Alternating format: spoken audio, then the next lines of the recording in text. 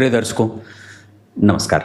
एक बार फिर से उपस्थित हूँ आप सबके सामने विश्लेषण जन्म कुंडली का इस कार्यक्रम के अंतर्गत। आज जो आपके सामने कुंडली लेकर के आया हूँ, ये कुंडली आई है मेरे पास कानपुर उत्तर प्रदेश से। शुरू करते हैं आज का कार्यक्रम। कहीं नहीं जाना है, बिल्कुल बन के रहिएगा। इससे पहले कि कार्यक्रम शुरू करें, आप लोगों को मैं अच्छी बात बताऊं कि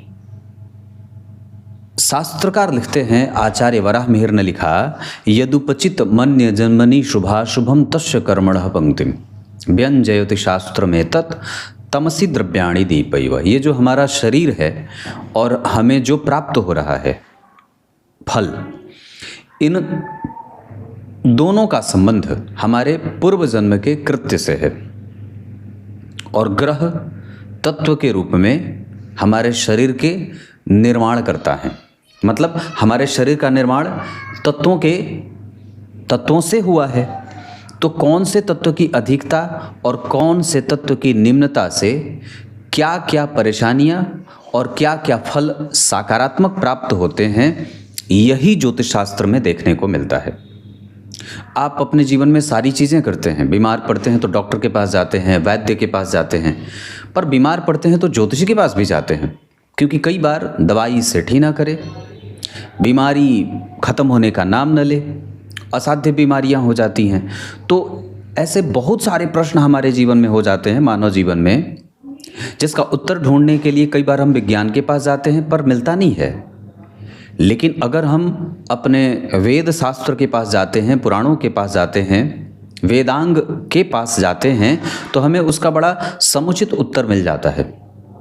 इस वजह से ही हमें हमारी कुंडली का अन्वेषण आवश्यक होता है, विश्लेषण आवश्यक होता है। ग्रहों को समझ लेना ही समाधान हो जाता है। आप नहीं समझेंगे तो समस्या में ग्रसित रहेंगे। इस वजह से अपनी कुंडली को बहुत अच्छे तरीके से अपने जीवन में ज़रूर दिखाना चाहिए और अपनी क्षमताओं का आकलन करना चाहिए।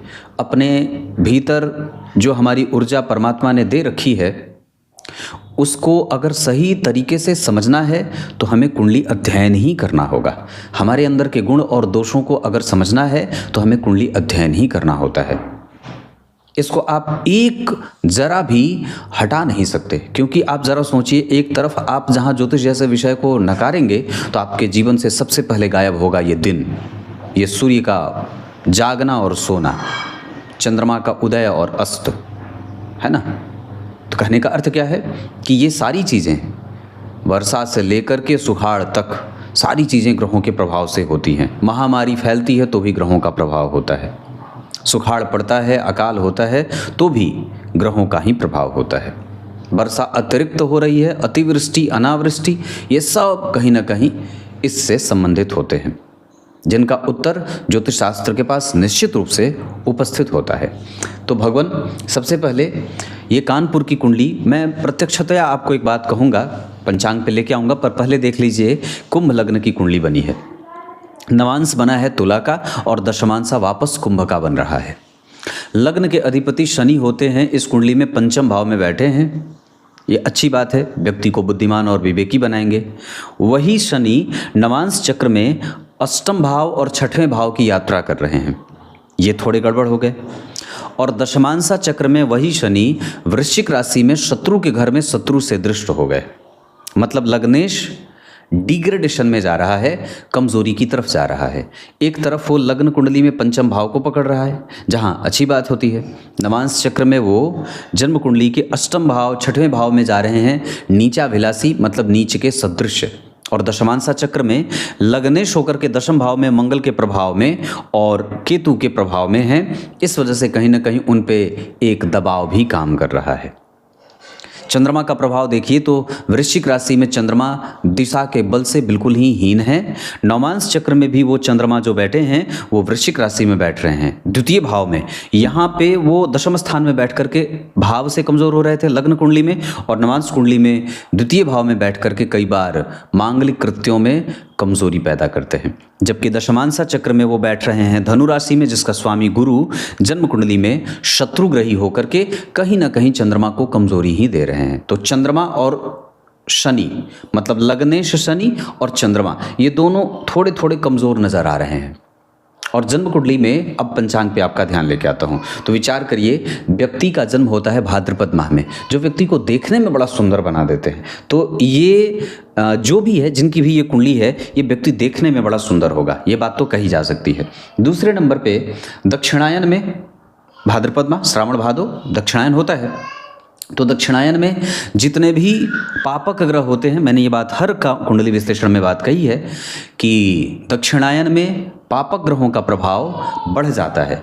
और शनि मंगल राहु केतु पापक ग्रह होते हैं, और इनके प्रभावों में वृद्धि के कारण जीवन में कई बार समस्या और चुनौतियों का सामना व्यक्ति को करना पड़ता है। ये बहुत सामान्य बात हो जाती है। और फिर कई बार आपके जीवन में जो भी संघर्ष मिलता है वो कहीं ना कहीं यहीं से आता हुआ नजर आता है। शुक्ल पक्ष की अष्टमी तिथि दिन बुधवार, जन्मवार है बुधवार। वार के अधिपति इस कुंडली के अष्टम भाव के स्वामी हैं। जरा ध्यान से देखें तो वार के अधिपति बुध होते हैं और वो जन्म कुंडली में अष्टम भाव में बैठे हैं। अष्टम भाव में बुध बैठे हैं, इसका अर्थ ये नहीं है कि वो सिर्फ कमजोरी हो गए, अच्छे हैं, क्योंकि उस भाव का स्वामी कम से कम वहाँ बैठा है। अष्टम भाव के स्वामी 6 नंबर जहाँ लिखा है, यहाँ के स्वामी यहीं बैठे हैं। नवांश चक्र में वो जन्म कुंडली के चतुर्थ भाव में बैठ रहे हैं। यहाँ वो कई बार दूषित हो जाते हैं, और इस भाव के स्वामी शनिदेव उच्च के हो रहे हैं, ये भी अच्छी बात है। दशमांश चक्र में मंगल के साथ और शनि से दृष्ट राहु से प्रभावित होने के कारण बुधदेव दशमांश चक्र में पीड़ित हो गए, दोषयुक्त हो गए। मतलब बुधदेव अपनी दशा काल में या किसी भी अवस्था में व्यक्ति के करियर में एक तरफा परिणाम देंगे, या तो अच्छा, जो कि अष्टम भाव में लग्न कुंडली में दिखाई दे रहा है। नवांश कुंडली में वो दूषित हो गए, दशमांश चक्र में भी प्रभावित हो रहे हैं, दूषित हो रहे हैं। इस वजह से बुध का विशेष परिणाम कर्म क्षेत्र में मिलने से व्यक्ति को वंचित होते हुए देखा जाएगा। मतलब हमें गणेश जी की पूजा करनी चाहिए, गणेश संकटनाशक स्तोत्र हो जाए, गणपति अथर्व शीर्ष हो जाए, गणेश जी को दुर्वा हो जाए, विष्णु सहस्त्रनाम हो जाए, गणेश जी को दूध अर्पित करना हो, क्योंकि बुध अष्टम भाव में हैं, लेकिन हर जगह वो नवांश और दशमांश चक्र में उतने बलवान नहीं हो रहे। इस वजह से कि जन्म कुंडली में बुध पीड़ित होंगे तो व्यक्ति का जो मानसिक विकास होता है, जो बुद्धि लब्धि क्षमता होती है, जो सामान्य व्यक्ति के जो प्रोग्रेस की बात होती है, उसमें उसे कई बार कमतरी से देखा जाता है या कमज़ोर उसका परिणाम देखने को मिलता है, क्योंकि इंटेलिजेंस बुद्ध ही होते हैं।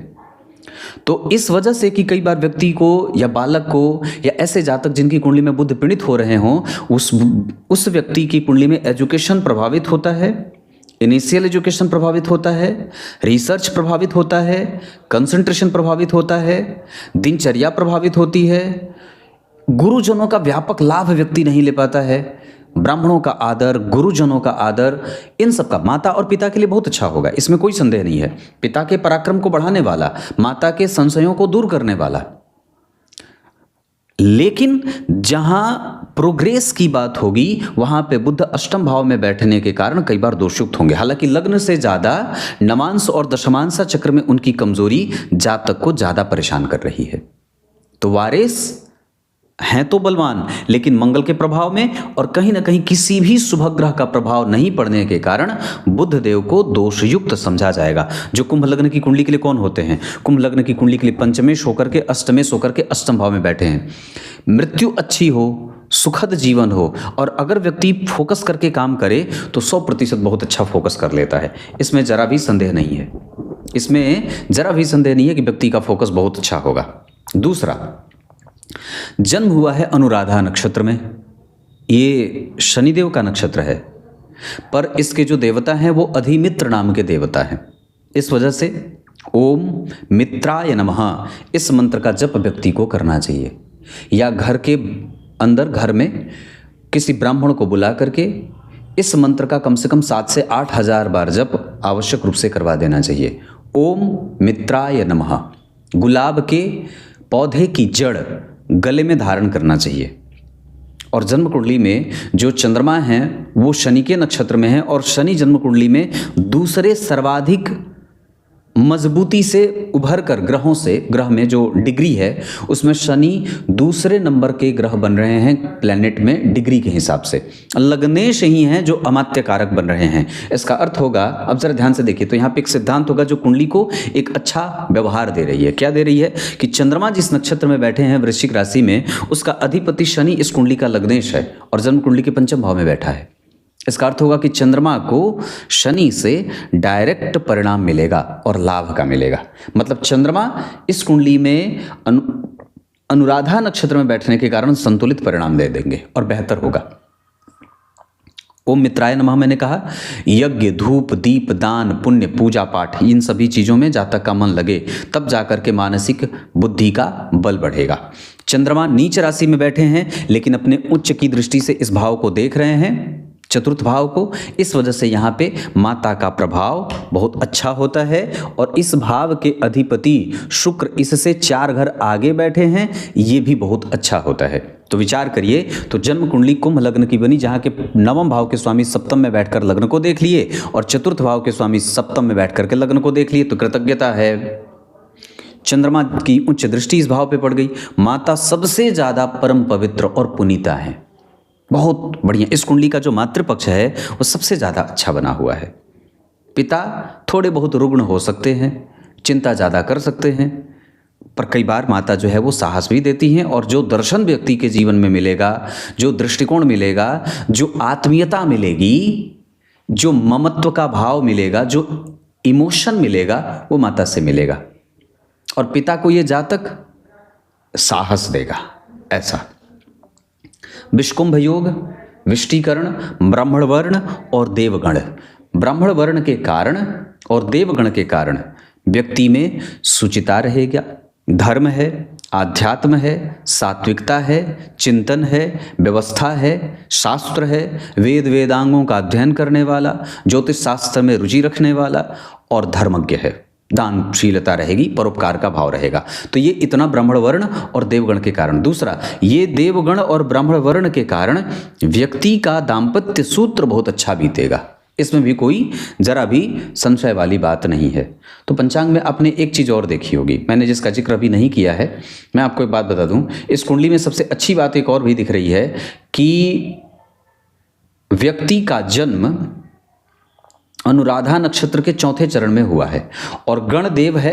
चंद्रमा और सूर्य आपस में एक दूसरे से 4थे 10वें के संबंध में अष्टमी तिथि का निर्धारण कर रहे हैं। तो चंद्रमा से सूर्य जब कभी भी अष्टम भाव से चले जाएं, मतलब 4थे 10वें का संबंध बन जाता है, तो ये कई बार व्यक्ति के इंटेलिजेंस को बाधित करते हैं, निर्णय लेने की क्षमता को कमजोर करते हैं, या कई बार व्यक्ति को दूसरों के ऊपर आश्रित रखते हैं। कुछ वर्षों तक, 25 से 27 वर्ष तक व्यक्ति दूसरों के ऊपर आश्रित रहता है। लग्न के अधिपति पंचम भाव में और यहां से ठीक पंचम भाव के अधिपति जन्म कुंडली के सप्तम भाव में बैठे हैं। इस वजह से व्यक्ति सामाजिक होगा, प्रतिष्ठापन्न होगा। इतना ही नहीं, जन्म कुंडली में हर 5वें वर्ष तक, मतलब हर 5वें और हर 17वें वर्ष, मतलब अगर 2003 का बालक जन्मा तो 5 के बाद इसमें 5 जोड़िए तो 8, और फिर उसमें 17 जोड़िए तो 8 और 17 25, फिर उसके बाद हर साल हर 17वें वर्ष और हर 5वें वर्ष में जातक को भाग्य का लाभ मिलता रहेगा। क्लियर है? मतलब हर 5वें वर्ष पे जातक के जीवन में लाभ मिलेगा, हर 5वें वर्ष पे व्यक्ति का भाग्य उदय होगा, हर 17वें वर्ष में व्यक्ति के जीवन में अतिरिक्त श्रेष्ठ प्रभावों के मिलने का योग दिखेगा। क्लियर है? लग्न पे अब आता हूं और आपको ये बता देता हूं कि कुंडली में कौन से ग्रह कितने अंश पे, किस नक्षत्र में और किस राशि में कहाँ के स्वामी होकर बैठे हैं। अब यहाँ से आगे बढ़ते हैं। सबसे पहले बात करेंगे कुंभ लग्न की। कुंभ लग्न जिसके अधिपति शनि होते हैं और शनि की ये मूल त्रिकोण राशि है। विचार करेंगे तो जन्म कुंडली के केंद्र में स्थिर राशियों का निर्माण हुआ है। अब इसके 2 फायदे और 2 नुकसान बताता हूँ। फायदा ये कि व्यक्ति एक ही बार ऊंचाई और एक ही बार धड़ाम से नहीं गिरेगा। मतलब व्यक्ति के जीवन में जो भी चीज़ें प्राप्त होंगी वो स्थिरता से प्राप्त होंगी और लंबे समय तक वो चीज़ या वस्तु, जैसे शिक्षा, जो विचार है, जो बुद्धि है, उसमें स्थिरता और गांभीर्य देखा जाएगा। और नुकसान ये कि अगर कोई बीमारी भी लग जाए, कोई समस्या भी आ जाए जीवन में, तो कई बार वो लंबे समय तक जातक को परेशान करती है। दूसरा, व्यक्ति की ग्रास्प कैपेसिटी तीक्ष्ण होगी, लेकिन वक्त के हिसाब से उसमें बदलाव देखने को मिलता है।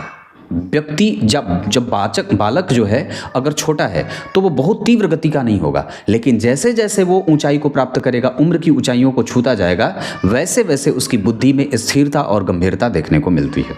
ये अच्छी बात भी है और कई बार बुरी बात भी है। तो ये बात कुंभ लग्न की हो गई। लग्न के अधिपति अगर पंचम भाव से संबंध बनाते हों और लग्न पे कम से कम 2 शुभ ग्रह की दृष्टि हो और केंद्र में अधिक संख्या में शुभ ग्रह बैठे हों तो कोई भी समस्या कई बार आपको लंबे समय तक परेशान नहीं करेगी। दूसरा कि गुरु ही केंद्र में बैठे हैं जो लाभ भाव के स्वामी हैं, उसके बाद शुक्र केंद्र में बैठे हैं जो नवम भाव के स्वामी हैं, और उसके बाद चंद्रमा केंद्र में बैठे हैं जो रोगेश हैं। तो विचार करिए, तो जन्म कुंडली के रोग भाव के स्वामी दशम में बैठ करके चतुर्थ को देख रहे हैं, तो ये व्यक्ति के जीवन में कारोबार में छोटे मोटे संघर्ष देंगे। उसकी जो सामाजिक स्थिति होगी वो देर से पनप के सामने आएगी और कई बार उसकी बीमारी उसके माता और पिता को कारण बनेगी, कष्ट देने की कारण बन जाती है, कष्ट देने का कारण बन जाती है। उसके बाद अगर बात करते हैं ग्रहों की, तो या लग्न का मान 2 अंश का है। इसे प्रबुद्ध लग्न कहते नहीं है, ये बाल्यावस्था का है। तो अनुभवों की कमी, स्वास्थ्य में कमजोरी या कई बार छोटी मोटी परेशानियां व्यक्ति के जीवन में देखने को मिल जाती हैं। उसके बाद लग्न में मंगल बैठे हैं। अब विचार करिए, मैंने इस पर भी थोड़े दिन पहले ही कार्यक्रम बनाया था कि जन्म कुंडली के दशम भाव के स्वामी, जहां आप 8 नंबर लिखा हुआ देख रहे हैं, तो जन्म कुंडली के दशम भाव के स्वामी लग्न में बैठ जाएं तो ये जातक अपने पिता से ज़्यादा नाम अर्जित करने वाला होता है। इस पर मैंने एक बात और भी कही थी कि जब जन्म कुंडली के दशम भाव के अधिपति के ऊपर शुभ ग्रह की दृष्टि पड़ जाए तो व्यक्ति शुद्ध तरीके से धन कमाने वाला होता है, व्यवस्थाओं में विश्वास रखने वाला, सरकार को कभी भी नुकसान नहीं पहुंचाने वाला और सरकारी तंत्रों का, कानून का पालन करने वाला भी होता है। जब जन्म कुंडली के केंद्र में चंद्रमा, केंद्र में गुरु, केंद्र में शुक्र और लग्नेश पंचम भाव से संबंध बना करके दशमेश का संबंध जब लग्न से हो जाए तो व्यक्ति यश, मान, पद, प्रतिष्ठा, राजनीतिज्ञ, प्रणेता, इंजीनियर, कानून का विशेषज्ञ, ज्योतिषी, खाद्यान्न में काम करने वाला, पेट्रोलियम इंजीनियरिंग करने वाला, केरोसिन को समझने वाला और रासायनिक चीज़ों में दिलचस्पी रखने वाला भी होता है। इतनी सारी चीज़ें जन्म कुंडली में यहाँ बैठे ग्रह केंद्र में दे जाते हैं, क्योंकि चंद्रमा अनुराधा नक्षत्र में बैठे हैं और इस वजह से कि जन्म कुंडली में लग्नेश पंचम भाव में बैठ करके लग्न पे 2 शुभ ग्रह गुरु शुक्र की दृष्टि दशमेश के लग्न में जाने के कारण इन सभी विषयों पे व्यक्ति को महारत हासिल हो जाएगा। जैसे कई बार उस व्यक्ति के अंदर बहुत सारी असीमित शक्तियां भरी पड़ी हैं, बस उसे उजागर करके सामने उसके प्रकट करने की बारी है, या जैसे जैसे वो चुनौतियों को स्वीकार करता जाएगा वैसे वैसे उसके अंदर के गुण बाहर निकलते जाएंगे और समाज लाभान्वित होता जाएगा। क्लियर है? उसके बाद अगर बात करते हैं सूर्य, सबसे पहले सूर्य जो सब जन्म कुंडली के सप्तमेश होकर के 16 हंस में बैठे हैं पूर्वा फाल्गुनी नक्षत्र में और शुक्र वहीं बैठे हैं अपने नक्षत्र में, तो इस हिसाब से व्यक्ति की जो दिनचर्या है वो थोड़ी बहुत आलस्य के साथ शुरू होती है, इसको ठीक करना होगा।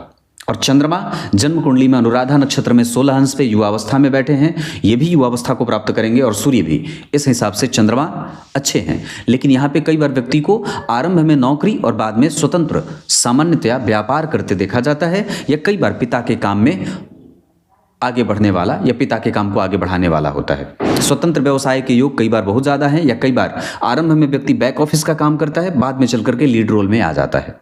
मंगल जन्म कुंडली में लग्न में बैठे हैं दशमेश होकर के, इस वजह से व्यक्ति बहुत ज़्यादा काम करने वाला होता है और वो बहुत प्रैक्टिकल बिहेवियर वाला भी होता है, साहसी होता है, जल्दबाजीपन की प्रवृत्ति वाला भी होता है, शिक्षकीय योगों से युक्त होता है। चंद्रमा से मंगल के केंद्र में होने के कारण सुखी, घर, वाहन, इन सभी चीज़ों का सुख प्राप्त करने वाला, माता और पिता के लिए भाग्यशाली साबित होना, कई बार स्वास्थ्य से कमजोर होने वाला, गुरु से मंगल का संबंध आमने सामने हो जाने से कैपेसिटी रखने वाला, शुक्र और मंगल का संबंध आमने सामने हो जाने से कई बार व्यक्ति को कुछ लंबी बीमारियां परेशान करती हैं, और सूर्य से मंगल का आमने सामने हो जाने से व्यक्ति थोड़ी बहुत दूसरों के लिए चिंता का कारण भी बनता है, जैसे मित्रों के लिए, जैसे इष्ट मित्रों के लिए, जैसे रिश्तेदारों के लिए, जैसे माता पिता के लिए, या कई बार व्यक्ति के जीवन में आने के साथ थोड़े बहुत चिंताओं का सामना भी व्यक्ति को करना पड़ता है, दूसरे लोगों को करना पड़ता है। तो ये बात दिखाई दे रही है। तो ये मंगल हो गए, 9 अंश के बैठे हैं, वक्री होकर के 12वें भाव की तरफ का भी उनका कुछ परिणाम मिलेगा। इस वजह से कई बार ये 12वें भाव की तरफ शिफ्ट होंगे और थोड़ी मोड़ी ऊर्जा का क्षरण करेंगे, या कई बार व्यक्ति का जो जीवन है वो पटरी पे वक्त के हिसाब से नहीं आता, थोड़ा डिले आता है। या दवाइयों पे आश्रित होकर आता है, कहने का अर्थ है। बुध देव जन्म कुंडली में अष्टम भाव में बैठे हैं, ये बढ़िया है, पर कुछ मामलों में कमजोर, जैसे कि मैंने पूर्व में बताया था, वारिस पर जब चर्चा की थी इसी सेशन में। तो बुध नवमांश कुंडली में और दशमांश चक्र में पीड़ित हो रहे हैं, जिसके कारण इंटेलिजेंस प्रभावित हो रही है। उसके बाद देवगुरु बृहस्पति तो कुंभ लग्न की कुंडली के लिए एकादशवें भाव के साथ साथ जन्म कुंडली के धन भाव के स्वामी हैं। यहां भी जो स्थिति दिखाई दे रही है गुरु की, वो स्वतंत्र व्यवसाय की ज्यादा दिखाई दे रही है। तो इस हिसाब से व्यक्ति अपने पत्नी के साथ आते ही, विवाह के बाद आते ही व्यापार में बदलाव, नौकरी में बदलाव, जो चल रही थी विवाह के पहले की स्थिति उसमें बदलाव करके अपने आप को स्वतंत्र करता है, कुछ जिम्मेदारियों को और भी ज़्यादा बढ़ा लेता है, या पत्नी के आने के बाद भाग्य का बल बढ़ता है, कारोबार का बल बढ़ता है और स्वतंत्र व्यवसाय की तरफ मूव करता है। तो ये गुरु ऐसा परिणाम देते हुए नजर आ रहे हैं। 7 अंश के बैठे हैं, मघा नक्षत्र में अनुभवी भी बना रहे हैं। मंगल शतभिका नक्षत्र में बैठ करके व्यक्ति को आक्रामक बना रहे हैं, जिद्दी बना रहे हैं। और चंद्रमा का प्रभाव जन्म कुंडली के दशम स्थान से गुरु और शुक्र से भी तो व्यक्ति को सामाजिक प्रतिष्ठा वाला बना रहे हैं। गजकेसरी योग का निर्माण होगा यहाँ चंद्रमा के कारण गुरु से, चंद्रमा के कारण शुक्र से, मतलब 2-2 गजकेसरी योग का निर्माण होगा, चंद्र मंगल योग का निर्माण होगा, लाभ योग का निर्माण होगा, न्याय योग का निर्माण हो रहा है।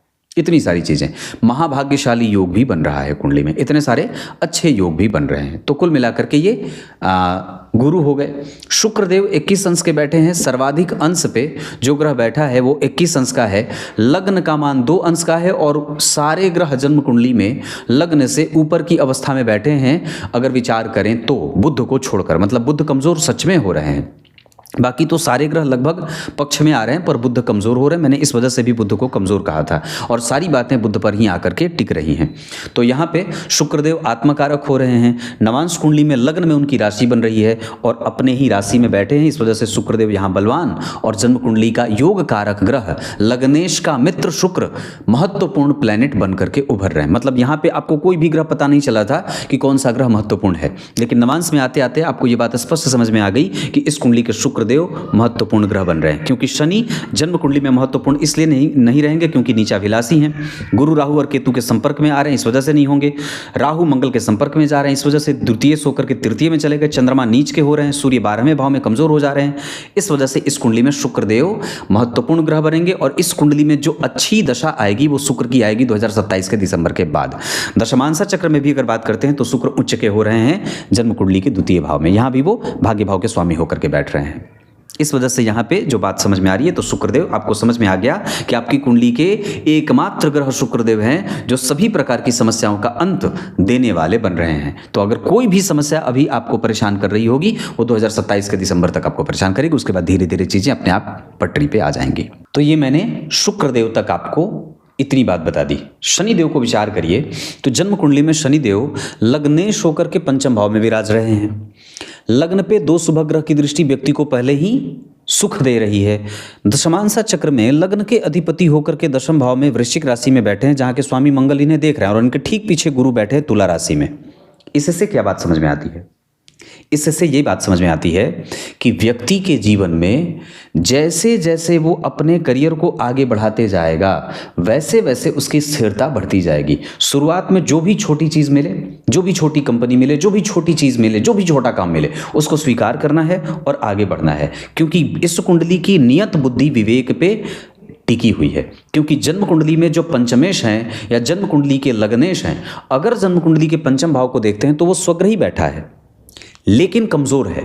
होने के बावजूद यहाँ पे बहुत अच्छी बात है, एक तरफा परिणाम मिलेगा। बुध बहुत अच्छे हैं, कोई इन्हें खराबी नहीं है। यहाँ पे आपको ब्राह्मण का आशीर्वाद मिल जाए, कंसंट्रेशन अच्छा रहे, लेकिन उसको 100% बल नवमांसा और दशमांसा में नहीं मिल रहा है। इस वजह से ग्रह कमजोरी को प्राप्त कर रहा है। लेकिन लग्नेश का पंचम भाव में बैठना व्यक्ति को एजुकेशन से जोड़ कर रखने वाला होता है, विवेकी बनाता है, कृतज्ञ बनाता है, धार्मिक बनाता है, मनस्वी बनाता है, अनुशासित बनाता है, गंभीर वाणी को बोलने वाला बनाता है, मोटा धन कमाने वाला बनाता है। लेकिन परिणाम, चूंकि पंचम भाव जन्म कुंडली का परिणाम का भी होता है, यहां से बैठकर तीसरी दृष्टि से सूर्य को, जो जन्म कुंडली के सप्तमेश हैं, तो विवाह में विलंब, क्योंकि गंभीर ग्रह एक और यहाँ पहले से गुरु बैठे हैं, इस वजह से विवाह, दिनचर्या, जीवन का जो आरंभ है वो थोड़ा देर से होगा। उसके बाद शुक्र को देख रहे हैं जो नवम भाव के स्वामी हैं, तो नवमेश पर जन्म कुंडली के लग्नेश की दृष्टि है, तो लग्न और नवम का संबंध बना, क्योंकि लग्नेश ने नवम भाव के स्वामी शुक्र को देखा है और मित्र की दृष्टि से देख रहे हैं। शुक्र को मित्र मानते हैं लेकिन शत्रु की राशि देख रहे हैं, इस वजह से कहीं ना कहीं यहाँ पे दाम्पत्य में थोड़ा बहुत कभी कभी शुक्र का प्रभाव, जब शुक्र में शनि आएंगे तो थोड़ा बहुत इरिटेशन भी होगा।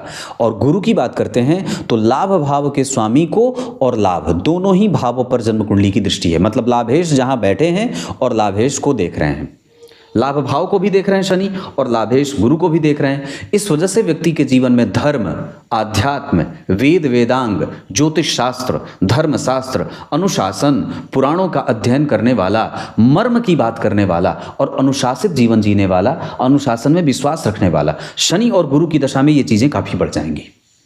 और कुंडली के जितने भी ग्रह हैं वो सारे ग्रह न्याय भी करेंगे, ये भी बात पक्की है। तो ये इतनी सारी चीजें हो गई, तो आपने ग्रह को समझ लिया।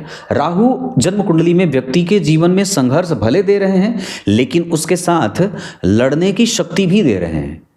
राहु की दृष्टि गुरु, शुक्र और सूर्य तीनों पे है, इस वजह से कहीं ना कहीं त्रिक भाव में बैठे होने के कारण राहु देव थोड़े बहुत दोषयुक्त भी हो रहे हैं, या ये भी बात कही जा सकती है कि राहु देव छोटे मोटे परिणामों को देने वाले में कमजोरी भी दे रहे हैं, मतलब निचोड़ रहे हैं। एक तरफ व्यक्ति के जीवन में संघर्ष भी डाल रहे हैं और दूसरी तरफ जातक के जीवन में मेहनत भी डाल रहे हैं, मेहनत भी डाल रहे हैं और संघर्ष भी दे रहे हैं, दोनों ही तरीके। मतलब आप मेहनती इसलिए हो रहे हैं क्योंकि आपके जीवन का संघर्ष भी बढ़ा है। क्लियर है? मतलब राहु ने सूर्य को प्रभावित किया जो व्यक्ति को हड्डियों से, दांतों से, मानसिक रूप से थोड़ी बहुत कमजोरी देते हैं। राहु ने गुरु को देखा तो सकारात्मक चीजों में कमजोरी दे दी, और राहु ने शुक्र को देखा तो व्यक्ति के ब्रह्मचर्य में, दिनचर्या में, आलस्य में कई बार ऐसे डिले दे देते हैं। तो कहने का अर्थ इतना सारा है। अगर वही राहु केंद्र में बैठ जाते तो अच्छा होता, लेकिन वो राहु त्रिकोण में नहीं बैठे हैं, न तो केंद्र में बैठे हैं, त्रिक स्थान में बैठे हैं, दूह स्थान में बैठ रहे हैं, जहां व्यक्ति के जीवन में कई बार छोटे छोटे संघर्षों को डालने वाले भी बन रहे हैं। आपने ग्रहों को समझ लिया। अब मैं किस ग्रह को कहाँ बैठना चाहिए था, ताकि कुंडली के, अब आप उसमें कुछ कर नहीं सकते हैं पर फिर भी हम ये बात समझना हमें आवश्यक हो जाता है, समझना भी चाहिए कि इस कुंडली के लिए कौन से ग्रह को कहाँ बैठना चाहिए था। विचार करिए, लग्नेश को यहीं बैठना चाहिए और बहुत अच्छा बैठे हैं, कोई दिक्कत नहीं है। ये गुरु को यहाँ बैठना चाहिए था, या तो फिर यहाँ लाभ में बैठ जाते। यहाँ बैठ जाते तो इस गुरु को, जो यहाँ अकेले बैठे हैं, यहाँ बैठ जाने से गुरु को बल मिल जाता। यहाँ विचार करिए तो जन्म कुंडली में गुरु भाग्य भाव में बैठे हैं, लेकिन मंगल और क्या बोलते हैं कि राहु और संपर्क केतु के केतु के संपर्क में आ रहे हैं, इस वजह से गड़बड़ी है। यहाँ पे सूर्य देव को यहाँ न बैठ करके यहाँ बैठना चाहिए था, या फिर यहाँ बैठ जाना चाहिए था।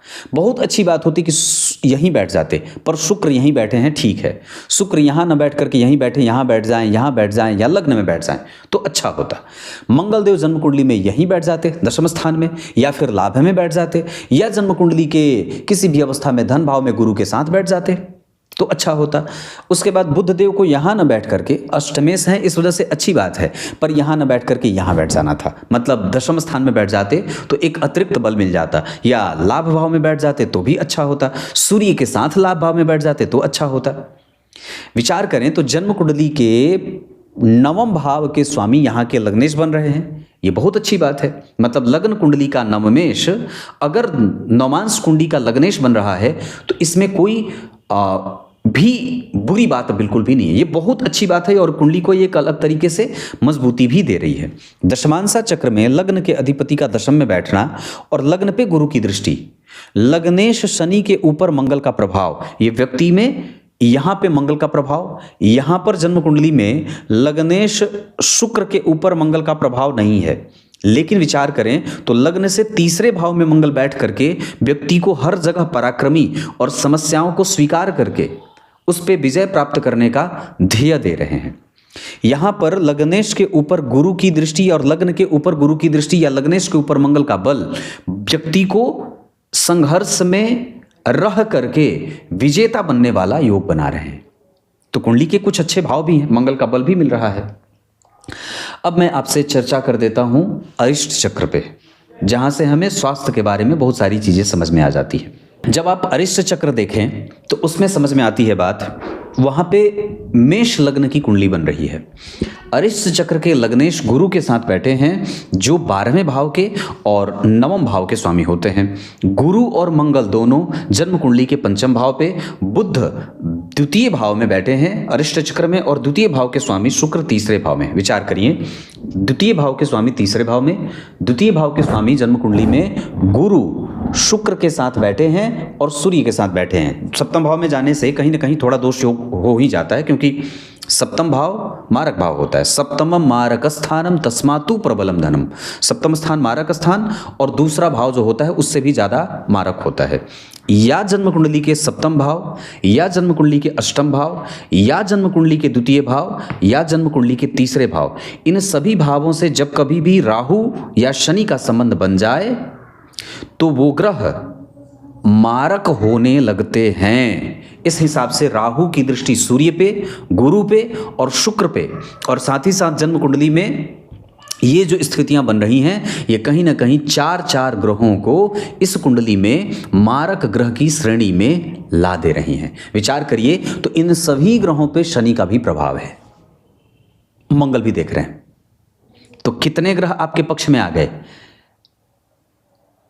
शुक्र, गुरु और सूर्य, ये तीनों आपके पक्ष से उठ करके धीरे से कहां जा रहे हैं? जीवन में शत्रुता ला रहे हैं।